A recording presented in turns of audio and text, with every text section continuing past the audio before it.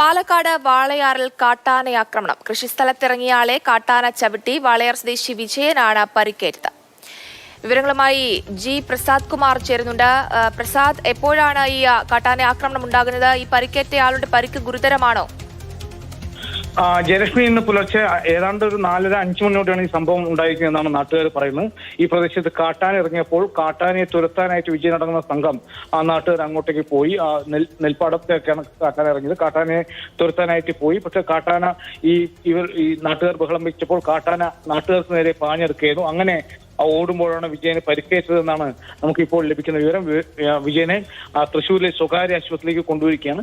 കഴിഞ്ഞ ദിവസങ്ങളിലെല്ലാം തന്നെ ഈ വാളയാർ കഞ്ചിക്കോട് ഭാഗങ്ങളിൽ കാട്ടാനകൾ ദിവസേന ഇറങ്ങുന്നുണ്ടായിരുന്നു. നെൽകൃഷിയും മറ്റും നശിപ്പിക്കുന്നുണ്ടായിരുന്നു. അതിനെതിരെ നാട്ടുകാർ ജാഗ്രത പാലിക്കും. പുലർച്ചെ തന്നെ അവർ കൃഷി സ്ഥലത്തെല്ലാം പോയി നോക്കുകയും ചെയ്യുന്നുണ്ട്. അങ്ങനെയാണ് ഇന്ന് ഈ ആനയെ കണ്ടതും. ഇപ്പോൾ ആനയെ തുരത്തുന്നതിനിടെ പ്രദേശത്ത് തന്നെയാണല്ലേ പ്രസാദ്?